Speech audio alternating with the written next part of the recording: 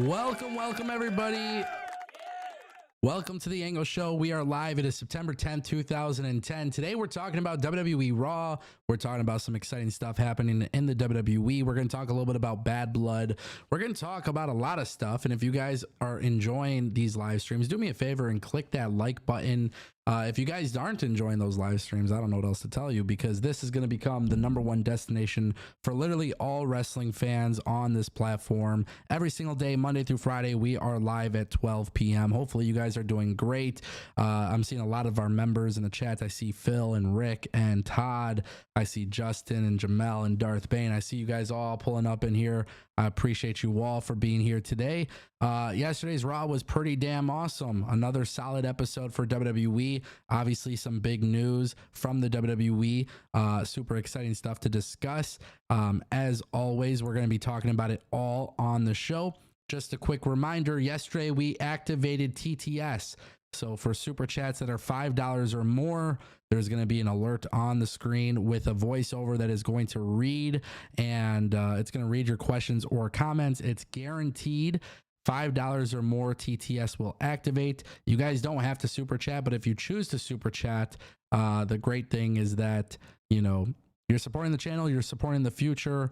The Ango Show has become one of the best shows on YouTube, one of the most consistent shows on YouTube, and most importantly, these live streams have become some of the most fun things that I've been doing on YouTube. I mean, we make a big deal out of WrestleMania week every year, and I mean, I think everybody knows how much fun those live streams are, but this is starting to take the cake.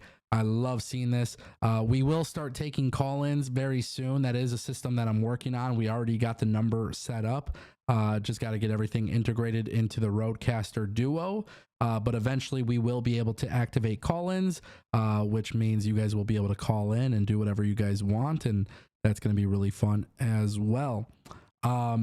Look, let's talk about WWE Raw. Let's talk about it. I thought Raw was a very solid episode.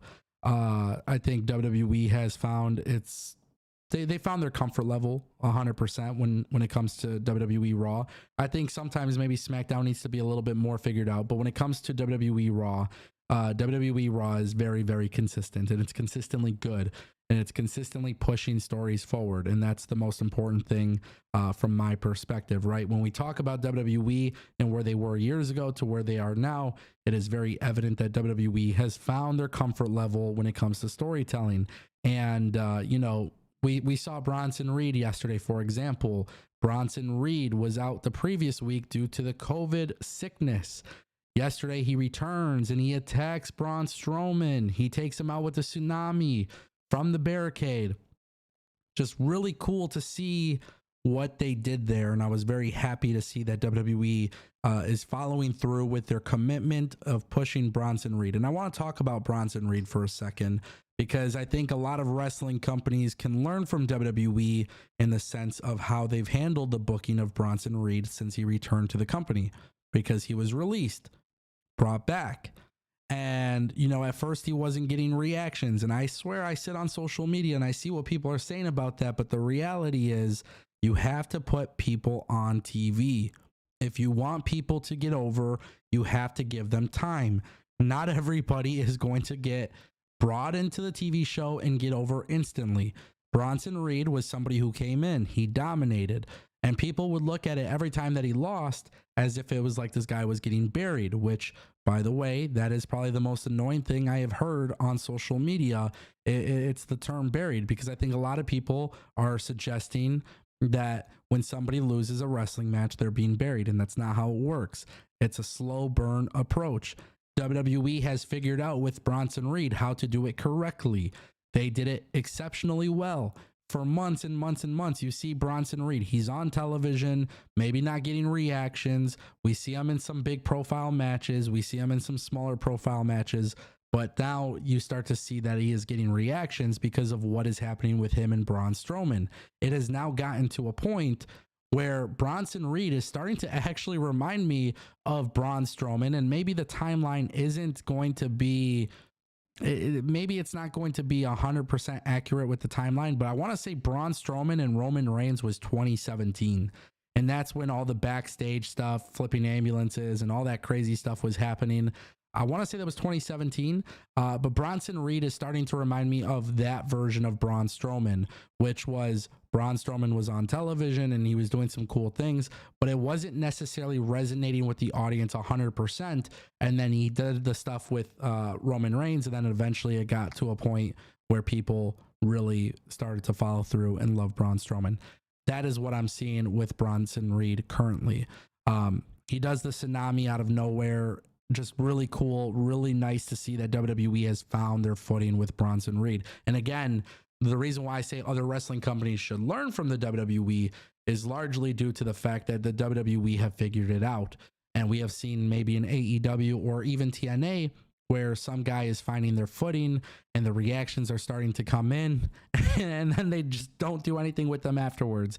And that's incredibly frustrating because I feel like to a certain extent, you know, you have to be able to identify when somebody's gaining momentum. You have to be able to identify when somebody is starting to grow and get reactions. And now, look, WWE, I mean, we'll talk about the Intercontinental Championship stuff, but if you look at the WWE, it's not like they have a title for absolutely everybody.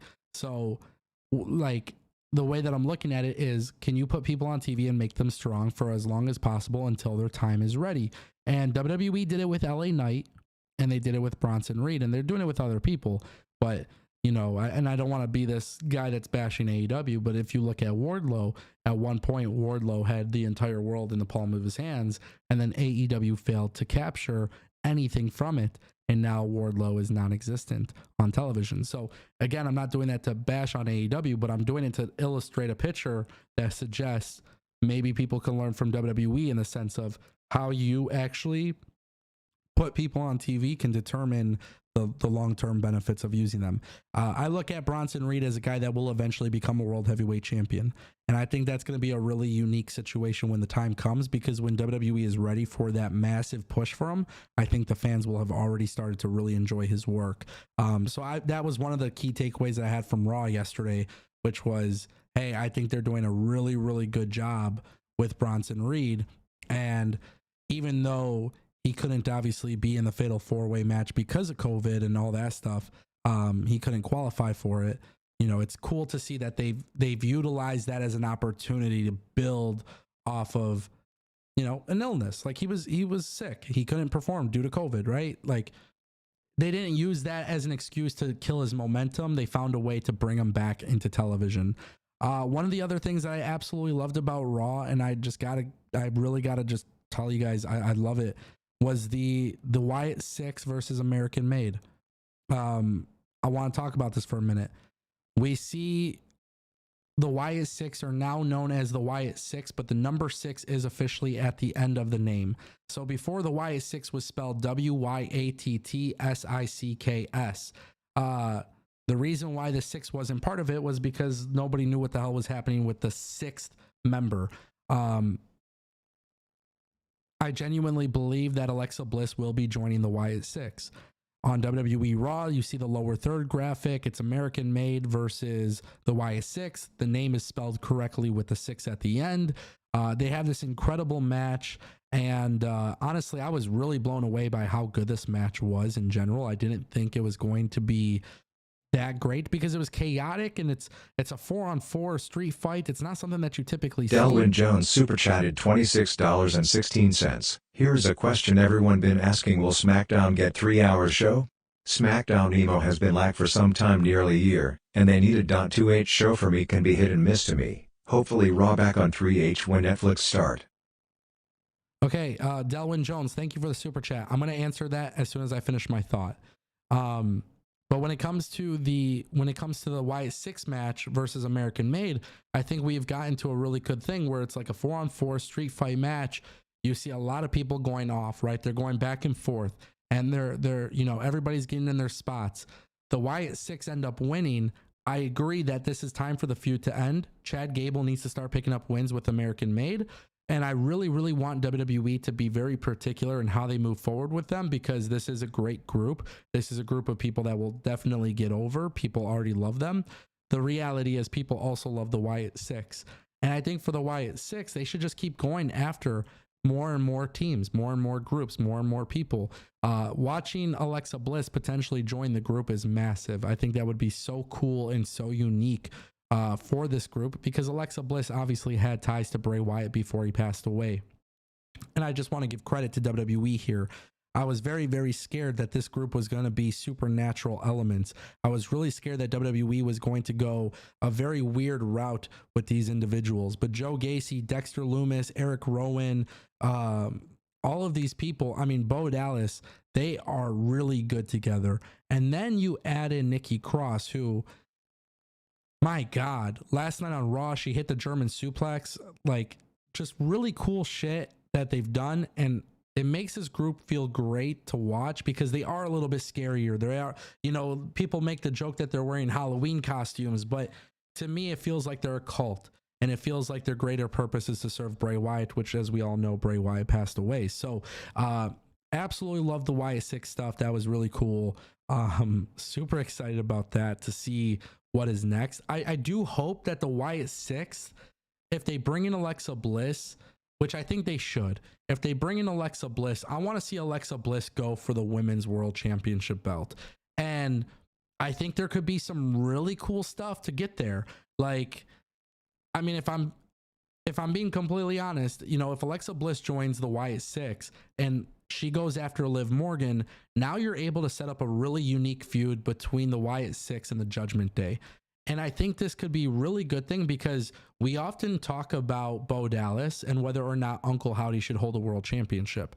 Now, we all saw what happened to Bray Wyatt when he won the world championship. And I don't want WWE to get to that point. I don't want them to have that same problem. But if you have Alexa Bliss join the Wyatt 6, which I think is very possible, her going after Liv Morgan, her having, you know, like, there's just so many cool things that you can do. And here's what I would suggest. And I know this is going to sound crazy, but WWE made it official for Bad Blood, Liv Morgan versus Rhea Ripley. And I'm going to be honest with you guys. I swear to God, when I say this is going to sound crazy. But I think what they need to do is this. It's going to be really simple. I actually think now that the Wyatt 6 have defeated American Made, I think they should go at Bad Blood and attack Liv Morgan. And I think they should do it. And I think that's going to kind of be the thing that, like, sets it up, right? I think they should attack Liv Morgan. I think Liv Morgan and the Judgment Day should cheat against Rhea Ripley. You got to get Rhea Ripley away from them to a certain extent. But if you have the Wyatt 6 go after the Judgment Day and they attack Liv Morgan, I think you could do something really special with Alexa Bliss officially returning and joining the group and going after her for the title. And if Alexa Bliss were to become the Women's World Champion, you kind of fill the void of Uncle Howdy not being the world champion, because Uncle Howdy is kind of like the leader of the group, but this is a group that technically has no leader, because they're all doing this in memory of Bray.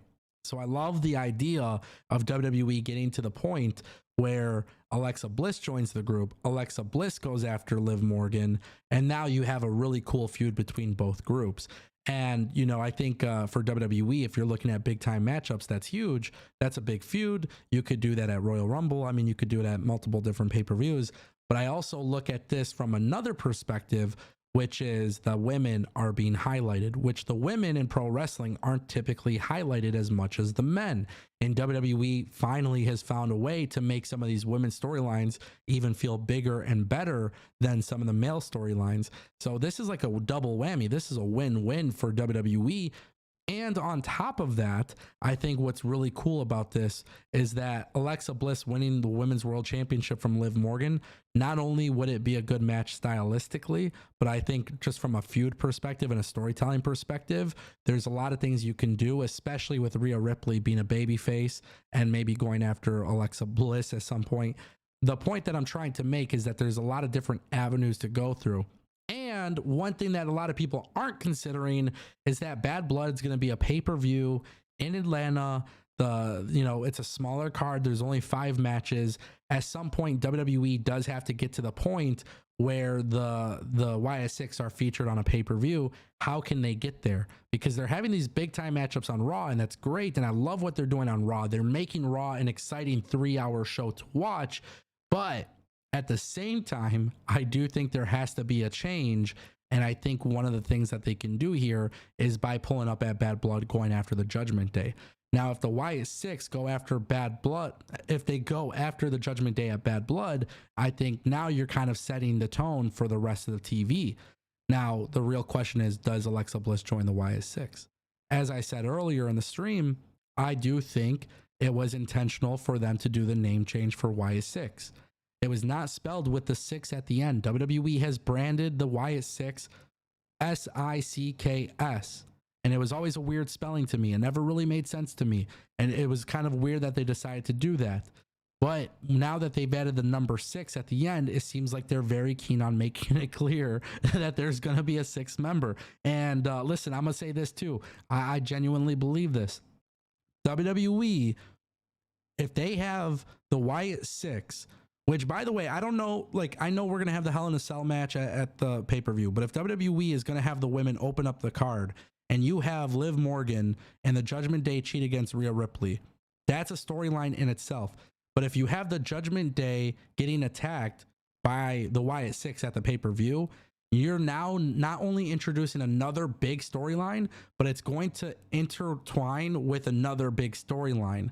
And I think that is so cool when WWE does that, because WWE has kind of treated their stories as like an open universe. Sometimes backstage or whatever may be happening on screen, different storylines are cross connecting. They're very parallel to each other, and I think that's so cool. And look, I'm going to say this too. Alexa Bliss has been out of action for a while. Alexa Bliss obviously has her ties to Bray Wyatt. We know that she's had a lot of stuff going on in her personal life that's caused her to not be on TV, but we know that she's teasing her return to WWE. We know that she's teasing some sort of affiliation with the Wyatt Six, and maybe Alexa Bliss should actually be the leader of the group. Like I said, there's nobody else who's really the leader of the group. I know Uncle Howdy kind of is the leader, but for the most part, you got Bo Dallas and all of these other individuals. They all have their own specific role in the group, and that's what makes them all so special and unique. When I watched this match with them going against American Made, like, I saw Eric Rowan. I see Eric Rowan sometimes as an individual who sometimes appears to be the leader. There's moments where I look at Dexter Lumis and Joe Gacy where they're stepping up for leadership. There's a lot of things that they can do here, and Alexa Bliss ties it all together. And I think if Alexa Bliss is like the clear-cut leader, it definitely gives her her own identity in a way that maybe she wouldn't have had before. Because Alexa Bliss, if you guys remember Alexa Bliss in NXT, the cheerleader gimmick, I mean, there's just so much that's there. I know Mike just mentioned it in the chat. He said Bo used to be in a relationship with Liv. Nobody even knows if they've actually really broken up. A lot of people feel like the Liv Morgan breaking up with Bo Dallas thing was kind of just done to kind of mess with people because of the kayfabe of her and Dom. But there's rumors that they're still together. Like, there's a lot of cool, unique things that they can do. I mean, there's a lot of things you can do to tie the real world elements of it. But if you remember Alexa Bliss's old characters throughout the entire time she's been in WWE, they've always kind of just been meh, right? And whether or not you liked Alexa Bliss as a dark character, she was good at it. And again, she has that tie to Bray Wyatt. Bray Wyatt will always be one of my favorite wrestlers of all time. He's one of the guys that I've met. He was one of the coolest guys that I feel like I've ever talked to in pro wrestling. That individual was incredibly talented at everything he did. And so I feel like if you're the WWE and you're trying to honor him, the best way to do that is by having the people that were there with him. Same reason why I would never be upset if they wanted to go and have Braun Strowman in the mix. You know, I don't know if Braun Strowman would ever do it. I don't want to see the Wyatt 7, right? The Wyatt 6 was always a Bray Wyatt idea, but it always made sense that Braun Strowman or Alexa Bliss were going to be somewhat involved because they had their ties. And then you also got to factor in that John Huber, aka Brody Lee, Luke Harper, he's obviously no longer with us either. So there's a lot of ways for WWE to go about this, but I think the next big feud is the Wyatt Six versus the Judgment Day, and I'm pretty damn excited about that. I did want to get to that super chat because we did get a super chat. We did get a couple super chats, so let's get to that. Let's see. Let me pull it up.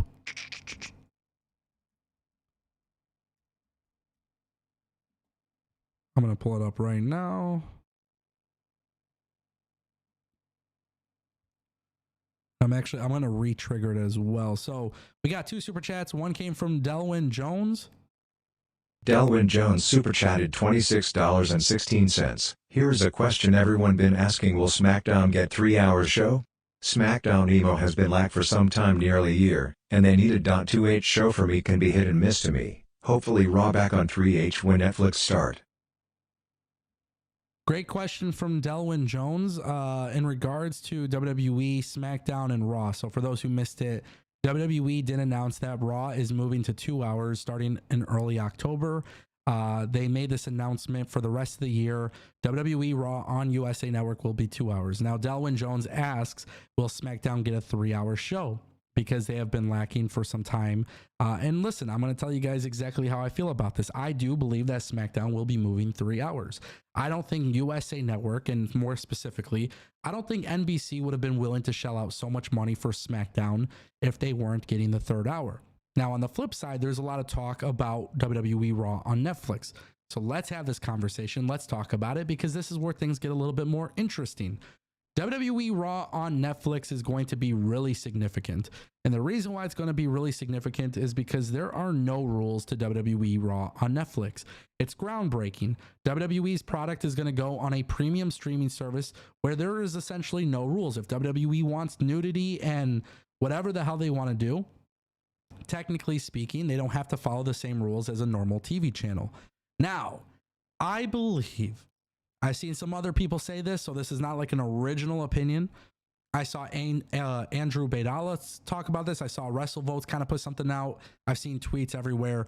There's a lot of people who are under the assumption that WWE Raw on Netflix will not be a 2-hour or a 3-hour show. It will be whatever they really want it to be. It's maybe 2 hours and 30 minutes, maybe 2 hours and 45 minutes, maybe 2 hours and 15 minutes. They don't have the same pressure to get off the air that they do while being on USA Network or Fox, right? Sometimes you would watch an episode of SmackDown on Fox and then immediately at 10 o'clock, the show was cut because of a timing issue. That's not going to happen to Raw on Netflix, right? We know that's not going to be the case. But I do believe SmackDown will move to 3 hours because I think USA wants to make money off SmackDown.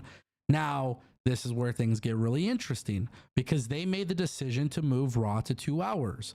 Why did they make the decision for Raw to be moved to 2 hours? Well, first, let me preface everything by saying 2-hour Raw sucks. And I would have never in a million years ever believed that to be the case. I have always believed in my mind that 3 hours of WWE Raw was absolute garbage. And it's a different regime. It's a different company. It's a different day.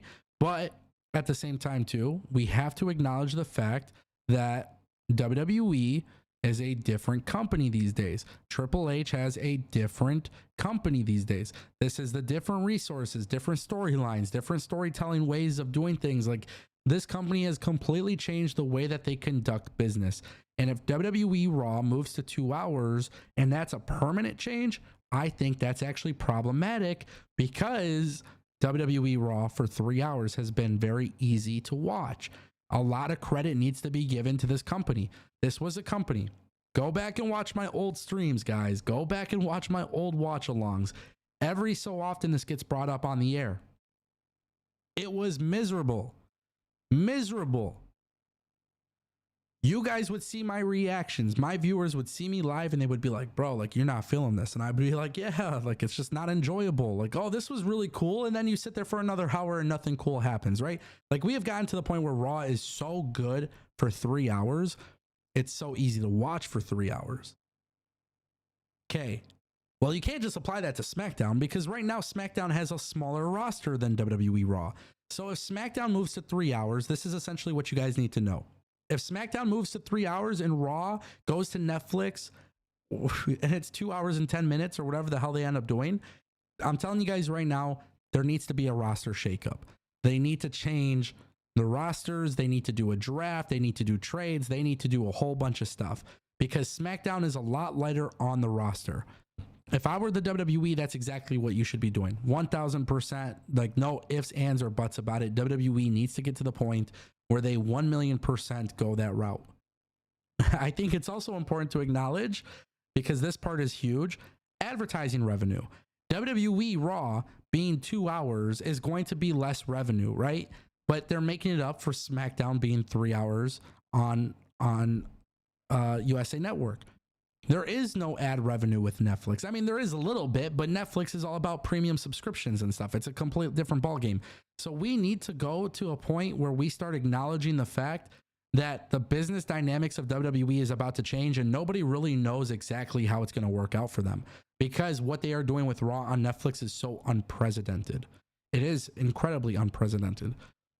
But if SmackDown goes 3 hours and WWE Raw is on Netflix, then maybe WWE will be a little bit more invested into NXT. Yes, NXT got a nice TV deal for going to the CW, but it's not like WWE NXT was getting paid the same amount as, you know, whatever it may be from Netflix or USA. It's not like NXT is getting billions of dollars to come in and be on the channel. So I think what you'll see WWE ultimately do is put a little bit more focus on NXT to hopefully get it to the point where maybe USA Network or another TV partner, the next time they go for negotiations, will end up forking over way more money. And I don't know if I should call it a third brand or not, but people got to remember, like, this right now, what is happening with WWE Raw, this is all part of WWE really being put in a weird position, right? Like, we can't forget that WWE Raw, technically their contract was supposed to end and they weren't going to have a TV partner for the rest of the year. USA Network said, no, we'll keep WWE Raw. And it's not like it's a lot of money. If I remember correctly, I don't think USA Network is paying much to keep Raw. But the benefit of that is for WWE Raw to start promoting the USA Network, but also start promoting their move to Netflix. So even for the fourth quarter of 2024, WWE Raw will benefit in the sense of, hey, we might not be getting a lot of money, but now we don't have to produce a third hour, which, by the way, that saves the money because there's production costs. So we'll save an hour, we'll save production costs, and for the 2 hours that we're on Raw, we're going to start preparing for the move to Netflix. Now, personally speaking, if I had it my way, okay, let's talk about this. If I had it my way, WWE Raw should be 3 hours on Netflix. And at the same time, it should be PG-14 or rated M or whatever they want to do. But I think we need to acknowledge, that's huge, we need to acknowledge that the business dynamics of WWE is completely shifting, because WWE 2 hour Raw, not going to be making much money without the third hour. Also, ratings will probably be a little bit higher for WWE Raw, considering that they don't have the 10 up to 11 p.m. time slot. But USA Network's going to make it back with SmackDown. Do you guys remember back in 2019 when WWE Raw was considered the A show? Then SmackDown got the deal on Fox, and it made it seem like SmackDown was then the A show. I feel like we're starting to witness a change here, where USA for the next 6 months or whatever, 5 months, 4 months, whatever the hell it is, I think we're going to see SmackDown kind of become the A show. And then once WWE moves Raw to Netflix, that's when the dynamics of it will change. I do have a feeling SmackDown will be 3 hours. I also predict that SmackDown will be moving off of Friday nights. And I think that would be the best thing ever. I think if SmackDown moves to Friday nights, from Friday nights to Tuesday nights, you have WWE Monday, Tuesday, Wednesday, and then you have AEW Wednesday and Friday, or Wednesday, Thursday, and Friday. But I will say this, I'm going to make it very clear. I want to be very, very clear on this. But the way the AEW numbers are on Wednesday night, they honestly would be very, very close with NXT. I think if you're WWE, move NXT to Wednesday nights, SmackDown to Tuesdays, and it's perfect. Netflix on Monday, USA on Tuesday, CW on Wednesday. I think that would be perfect. We got a couple more super chats. Let's get to those. Darth Bane dropped a super chat. It was $1.99, so unfortunately it doesn't trigger the TTS. But Darth Bane says, will Strowman eventually end up with the YS6? I don't think so. It would make a lot of sense for him to show up in the YS6. I could actually see them doing a storyline where they go after Braun Strowman. But I mean, technically no. I mean, I don't think so. I think the Y6 will always be Alexa Bliss. I think Alexa Bliss will join. I think all the other members will remain the same. But it could make sense for them to do that, for sure. Let's keep it going. Thank you, Darth Bane, for the super chat. I appreciate you. We got it $4.99 from David Primero. Keep in mind, guys, $5 or more activates TTS. David Primero says, what is your opinion on Charlotte Flair rumored to return? Excuse me. Okay, let's repeat that. What is your opinion on Charlotte Flair rumored return plan to feud with Nia Jax? She is good, but I'm not a fan of her getting title after title. I love Charlotte Flair. I think she's incredibly talented. I think she's actually way more talented than she gets credit for. I will say that. I don't believe that Charlotte Flair going after Nia Jax is the right move. I think Charlotte Flair kind of needs to be put in a different position when it comes to her feud. Super chatted $9.99. I'm waiting to see how H formats the 2 hours Raw, because if he uses the same principles as he does with the 3 hours format, then we will be fine, but if it has the same issues as SmackDown, I'll agree. All right, thank you, Phil. I'll get to your super chat in a minute.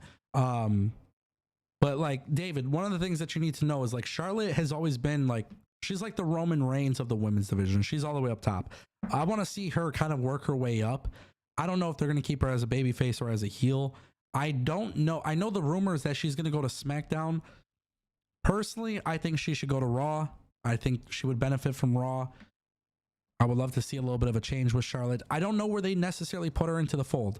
I don't like the idea of her feuding with Nia Jax, and I do think it's inevitable that we get Tiffany Stratton versus Charlotte Flair at WrestleMania. So maybe that's how it works, right? Maybe Nia Jax feuds with Charlotte, and Charlotte is about to beat Nia Jax, and Tiffany Stratton cashes in. And maybe that's what they do for the cash-in plan, and then they can use that as a seed to plant for the eventual feud. But otherwise, I'm not really too sure. We got another super chat from Gregory Alvarado for $2. He says Seth versus Drew versus Punk versus Gunther 4-way at Rumble. I could very well see this being the case. I think that is a very big possibility. I'm very, very firm on my prediction that Seth will cost Punk the match at Bad Blood. Yesterday, it was made official. We saw exactly what happened. We got We got Drew and Punk confirmed for Bad Blood, Hell in a Cell. Absolutely love it. We got Gunther and Sami Zayn for Bad Blood as well. I think Seth coming in at the Hell in a Cell match, costing Punk the match. I think Gunther getting involved with all four of them is great.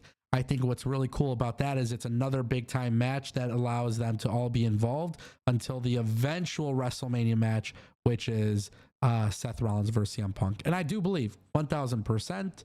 I think they're trying to postpone it, but keep it in the mix. This would be a way to do that. You don't want to rush Seth versus Punk. So this would be a great, great way to do it. Gregory, thank you for the super chat. Phil dropped a $9.99. We're going to replay the TTS. Phil we met super chatted $9.99. I'm waiting to see how H formats the 2 hours Raw, because if he uses the same principles as he does with the 3 hours format, then we will be fine, but if it has the same issues as SmackDown, I'll agree. Okay, thank you for the super chat, Phil. Remember, guys, $5 activates TTS. That's an example of how TTS works. Phil, thank you for the $9.99. I'm excited to see how they format a 2 hour Raw. Because to be honest with you, the one thing that made the 3 hour Raw so easy to watch is the way that he formatted it. Sometimes I watch 2 hour SmackDown and I think there's still more to desire. There's still more that I want to see.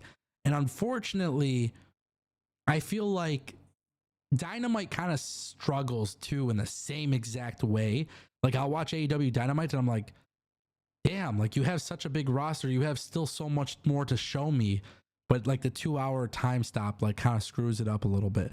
So yeah, I definitely agree. I'm waiting to see how Triple H formats a 2 hour Raw. And I'm more excited to see how he does Raw on Netflix. Because if I'm being so honest with you, bro, the Netflix thing is such a weird thing. I would have never guessed in a million years WWE Raw would be moving to Netflix. And imagine if everybody's right. Guys, think about this for a second. Imagine if WWE Raw on Netflix does not have a full 3-hour time slot. Imagine if they're live for 2 hours and 20 minutes, 2 hours and 15 minutes. You would literally never know when the show is going to end. So WWE's first episode of Raw on Netflix, like you might think it's going to go 3 hours, and then at 2 hours and 53 minutes, they decide to have a really chaotic ending. You would have no idea when the show is going to end. There is a little bit more that you can do with that kind of way of distributing the TV show. There is. I'm so fascinated by that. But before we get there, WWE has a few months of Raw on USA for 2 hours. I am kind of nervous to see how it changes. There's a lot of people that are on the roster that are being utilized. And if you take off that extra hour, there's going to be cuts. I'm telling you guys right now, WWE will have to do some sort of roster change, some sort of shakeup, something. You have to balance out the rosters. This is such a weird time for WWE. And if I were WWE, I wouldn't be waiting on this. I wouldn't be waiting. I would not be patient. I would start illustrating trades right off the rip. Like Nick Aldis and Adam Pearce should be doing trades. We got Jey Uso going for the Intercontinental Championship against Braun Breaker. Have Braun Breaker destroy Jey Uso, write him off TV, and then do a trade him to SmackDown, because obviously we were very well aware of what is going to be happening potentially in the future with him joining the Roman Reigns bloodline stuff. Like, start illustrating some changes, start doing some roster shakeups, because I'm telling you right now, the number one issue that you don't want WWE to have, especially with this time slot change, is the fact that this announcement came out of nowhere. And it's happening out of nowhere. It's happening at a time where things are already going so good. It is inadvertently going to hurt WWE if they are not actually planning this out. The reaction from people backstage was that they had no idea this announcement was coming. Production people, social people, nobody knew that WWE was planning to cut the extra hour from Raw. So that tells me this was either very planned, and it tells me it was very planned and WWE wanted to shock everybody, or it was not planned at all and WWE literally shocked everybody, not because they wanted to, but because it was last minute. I don't know. I guess it's one of those two. Phil, thank you for the $10 super chat. Appreciate you. Phil did have a follow-up message in the chat. He says, how did you feel about Tessator's second week? I'm going to keep praising him, man. Joe Tessitore is great at commentary. Just the other day, I was showing my brother. My brother doesn't watch wrestling anymore like he used to, but I was showing with my brother the other day, and I showed him the cold open from 2 weeks ago, and I was like, what do you think of this? And the reaction from a lot of people who no longer watch WWE is, holy shit, this is not the same company. And when I was talking to my brother about it, I told him, I said, bro, I'm like, Joe Tessitore brings like that sports feel, that sports approach. He brings that Monday Night Football vibe. He brings that big main event, heavyweight boxing fight vibe. Like, he brings that like real excitement to the product. The cool thing is, I felt like week 2 of Joe Tessitore was really good. I feel like it was very, very good. I thought Joe Tessitore was extremely good at what he did. And listen, like, I feel like WWE is at the point where, from a presentation standpoint, they're improving so much and they can still make more improvements. And Joe Tessitore will be like getting better and better. But sometimes it's not even about the knowledge, right?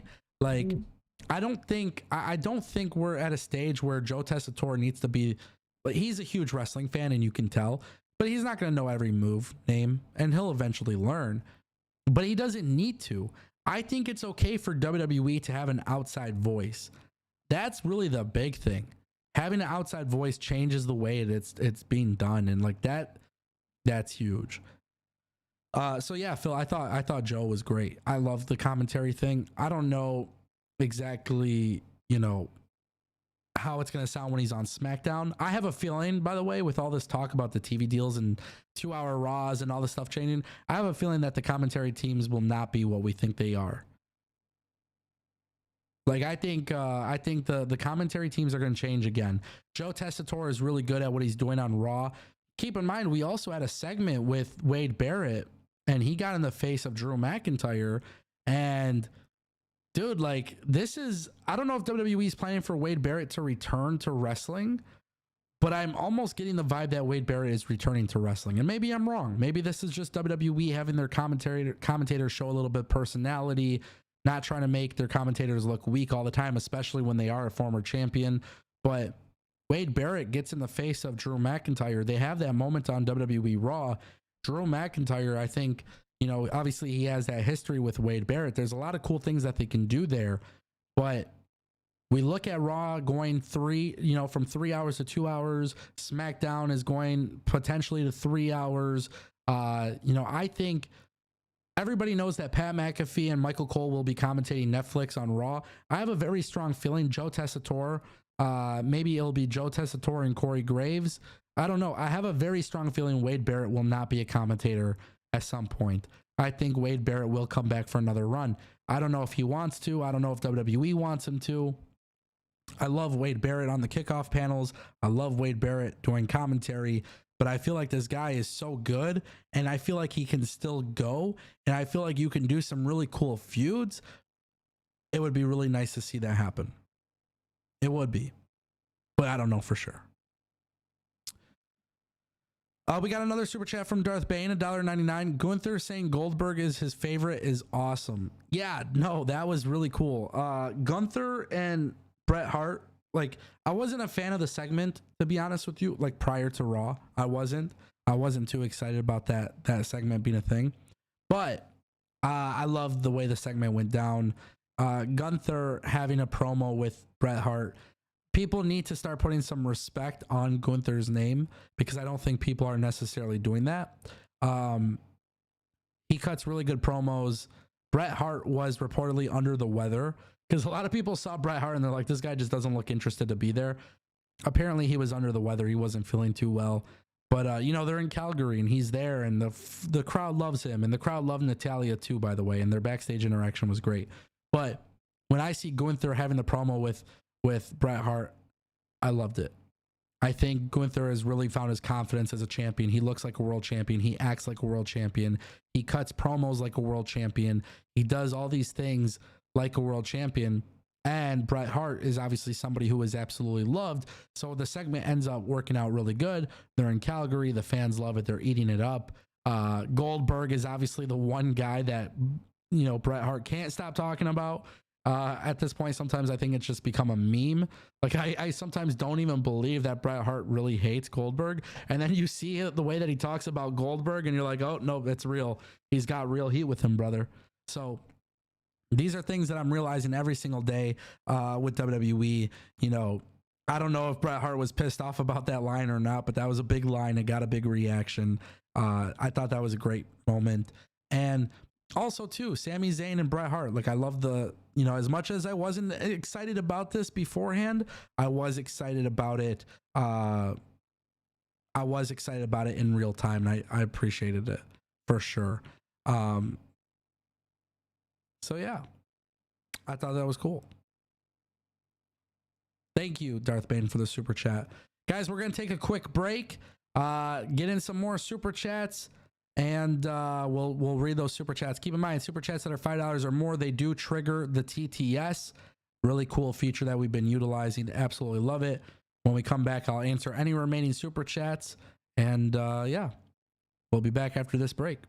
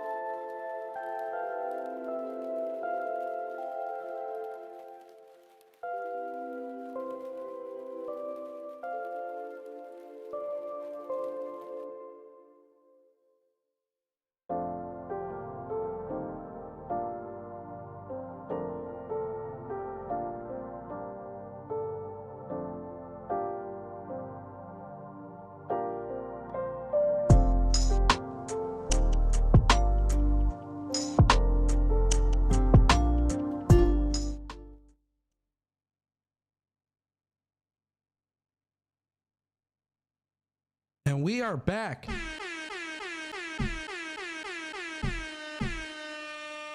All right, final 10 minutes of the stream. If you guys have any last minute super chats that you guys want to get in, go ahead and drop those super chats. Again, $5 or more activates TTS. We are almost at our super chat goal of the day. We are less than $3 away from hitting our super chat goal. So if you guys want to support the show, go ahead. You don't have to. If you want to, you could. If you don't, but if you haven't clicked like on the stream, that's the most important thing. It's free. You don't, it doesn't cost you anything to drop kick that like button. But with that being said, I want to turn our attention to some news that has dropped today. Per PW Insider Elite, they have reported that there have been creative pitches for Raquel Rodriguez to return to WWE TV. And keep in mind, Raquel Rodriguez has been off of television. She has not been on the active roster list due to illness. If you guys don't remember, Rodriguez previously returned, but then she was dealing with the mast cell activation syndrome. She competed in the Women's Elimination Chamber match. She competed on the WWE Raw, and then she was absent ever since. The whole situation with Raquel Rodriguez was honestly quite sad because it happened out of nowhere. It was random. And unfortunately, when that happened, she got pulled from TV. A lot of people obviously showed a lot of concern for Raquel Rodriguez. It's no secret that I'm a huge fan of Raquel Rodriguez. I was a very big fan of Raquel Rodriguez when she was in NXT. But unfortunately, her run on the main roster has kind of been filled with ups and downs. And so when I saw this news that Raquel Rodriguez is being pitched for a WWE return, just as we talked earlier about Charlotte Flair potentially coming back, I'm looking at WWE and the optics of WWE currently as it stands. And I've learned something about WWE. And I've learned that WWE has done a really good job of utilizing their roster when talent have to go away. Charlotte Flair got injured. Other women on SmackDown stepped up. Tiffany Stratton and Nia Jax were doing a great job on SmackDown. Naomi and Bianca Belair and Jade Cargill were doing a great job on SmackDown. On WWE Raw, Alexa Bliss was gone, but then we saw Liv Morgan and Rhea Ripley, and you're starting to see the Pure Fusion Collective, and you're starting to see all of these different names. When they're given TV time, they're doing a great job with what they are given. But Raquel Rodriguez coming back into the fold intrigues me because right now Dakota Kai is currently off of television. Dakota Kai is currently off of television due to her injury. But I always wondered if maybe WWE would have Raquel join Damage Control or get involved with Damage Control in some sort of sense because of the history between Dakota Kai and Raquel Rodriguez. Raquel Rodriguez could be a women's world champion. She can have a 5-star match with Rhea Ripley. She can go out there and do some really good things. But the problem is she was on TV, then pulled from TV. Vince McMahon didn't know what to do with her. They didn't know how to present her. WWE brought her in. And I'm not saying this to be an asshole, but Raquel Rodriguez is constantly in these backstage segments and all she's doing is smiling and showing off her back. It's almost like Raquel Rodriguez for a while didn't have an identity on the main roster. And it was very different from that version of Raquel Rodriguez to the version of Raquel Rodriguez that we saw on NXT. So with Raquel Rodriguez being planned to potentially return to WWE, as I said, PW Insider dropped that report. I'm curious as to how WWE will bring her back. And I think really one thing that I need to mention here that we did mention earlier in the stream, but with Raw and SmackDown maybe seeing some changes on the time slots, and we're talking about rosters being rebalanced, Raquel Rodriguez would actually benefit greatly from being moved over from Raw to SmackDown. And I think we should see Charlotte get moved from SmackDown to Raw. And I think if WWE were smart, they would present this on TV with Adam Pearce and Nick Aldis making a trade. First of all, if somebody gets traded for Charlotte Flair, that means you're putting them on the same pedestal. You're saying that they are both valued the absolute same. That would show WWE fans, hey, Nick Aldis is willing to bring in Raquel Rodriguez and get rid of Charlotte Flair. Like, it's like sports, right? Sometimes you're going to have trades in sports. There's a lot of things you can do. Phil in the chat says people are saying Raquel is helping Liv retain. What are your thoughts? I think that's interesting. I like the idea of potentially helping Liv retain. There are some rumors that the Judgment Day could be getting a new member. What if WWE adds Raquel Rodriguez to the Judgment Day? I think it could make a lot of sense. Liv Morgan going up against Rhea Ripley, and Liv Morgan cannot constantly have all of these guys help her go after Rhea Ripley. WWE is not going to do intergender wrestling. It is very rare. So Dominic Mysterio has already done that. I think what's going to end up happening is maybe at Bad Blood, this could very well happen, where Liv Morgan gets the win from Rhea Ripley, but it's because of Raquel Rodriguez. And there's not a lot of pressure for Raquel to be the world women's champion right off the rip, because she's going to be the muscle for Liv Morgan. And if she's the muscle for Liv Morgan and that cements her as a heel, now WWE is in a situation where, hey, Raquel Rodriguez could eventually turn babyface by turning on Liv Morgan, and that would also be really cool. Yes, they were tag team champions together at one point. It does make sense. Raquel Rodriguez is somebody who has wrestled with Rhea Ripley before. There would be a lot of demand for a singles match between the two, but that also means Raquel for a while will be the fall guy for Liv Morgan, and that would eventually lead to Raquel turning on Liv. I mean, long term, the optics of this are so easy to predict, but if they're not going to shake up the roster, that is very well a big way to do it. And I think for excuse me, for Raquel Rodriguez, it makes all the sense in the world. She needs to be presented in a big way. She needs to be involved in a big storyline. And on top of that, you're getting the massive matchup between her and Rhea Ripley. So this is one of those times where I think if you're the WWE, it makes a lot of sense. However, WWE Raw moving to 2 hours. This is one of those stories that should be at the top of the card. It should be one of the more important stories, but that means other people by WWE Raw moving away from 3 hours. This will impact some other women on the roster. So that's why WWE does need to do a roster shakeup at some point. They need to make some sort of change, whether it's trades or a draft or however they decide to do it. They have to do it. But if Raquel Rodriguez returns and she joins the Judgment Day, I think that would be pretty significant. I think WWE was also planning for a return on WWE Raw, but then for some reason they decided not to do it. And the plan is that it's still going to be happening. So if I'm the WWE, that's the way I would do it. And let's just talk about this for Triple H's sake, right? For Triple H, his whole thing is long-term storytelling. His whole thing is let's plant the seed. So if you want to make Liv Morgan feel like a big star, and you actually, she got the belt, Becky Lynch is off TV, Rhea Ripley lost, and she had to vacate it and stuff. A lot of people are looking at Liv Morgan as like, hey, you're kind of the placeholder champ. But if you bring in Raquel Rodriguez as Liv Morgan's muscle and she helps get the job done, it makes Liv Morgan's reign a little bit more less of a, hey, you're a placeholder champ, but you're a champion because we believe in your skill and your talent to do this. And I think that right there is really cool. And again, it's even better for Raquel because one of the biggest things since she's been on the main roster all this years is that she hasn't really done anything of significance. And everybody thought it would be different under the leadership of Triple H. And that was not how it all went down. And I do think for WWE, as they move to the new TV deals next year, you're going to see some things change. I think at some point you got to get Rhea Ripley away from Liv Morgan. The way you do that is draft her to SmackDown. You draft her to SmackDown for sure. You can prolong this story for a little bit, but I think if you're smart, if you're the WWE, you build Raquel Rodriguez and Liv Morgan for WrestleMania 41 in Las Vegas for the Women's World Championship, and that would be the way to do it. Rhea Ripley gets away from it because of the draft, and I think that would be really dope. Thank you guys for some really good comments in the chat. Very, very good stuff today. Very much so.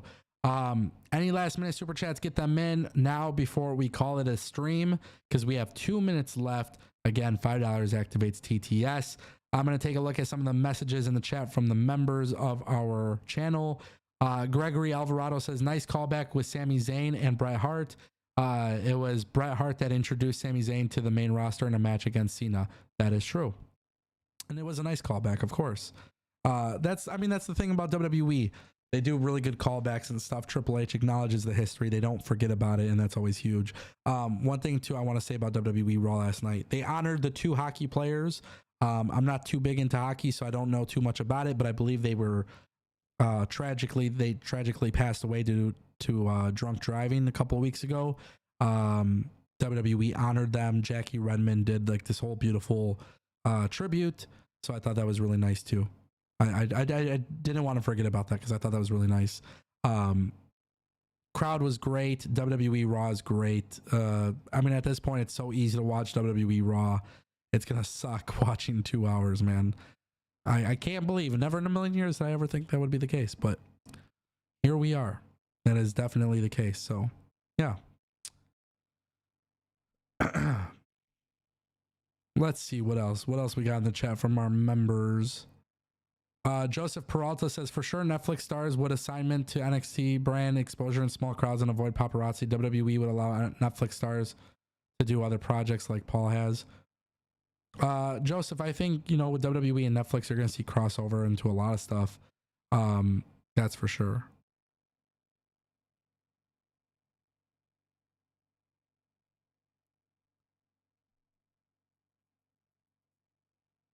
What else? Let's see. What up, Cedric? Appreciate you, my boy. Thanks for pulling up. Is WWE Raw on Netflix going to have commercials? From my understanding, they will not.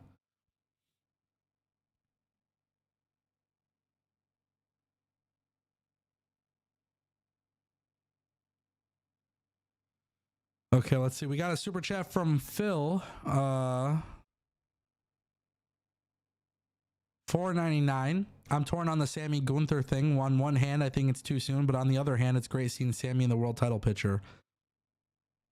Yeah, I think Sammy is just doing stuff in the meantime until he goes to SmackDown. I think he's going to go to SmackDown. I think he'll be involved with Roman Reigns and the Bloodline. I think this is all him doing stuff in the meantime. And I'm okay with the feud. I'm okay with him going up against Gunther. I like the storyline. I like the fact that they did the callback that, hey, we had this whole thing where, I was the only guy that could beat you for the Intercontinental Championship, which is true.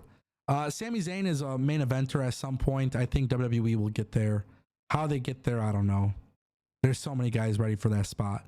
But this is WWE being able to say, look, even though you might not be a world champion, we're still going to put you in the big storylines. And that's what matters. It's about how you're used prominently, not about the belt that you carry around the waist, but can you be used prominently? And WWE does a good job with Sami Zayn feeling important and stuff. So I get why you're feeling torn, Phil, but I will say this. I genuinely believe this. If he were to beat Gunther, it would be a shock, but also that would be pretty cool because that means Gunther has a hard time with Sami Zayn. What is it about Sami Zayn that makes it so hard for Gunther? I don't know. But yeah, I do think it's a very, very interesting dynamic. I think it's too soon to take the belt off Gunther, though.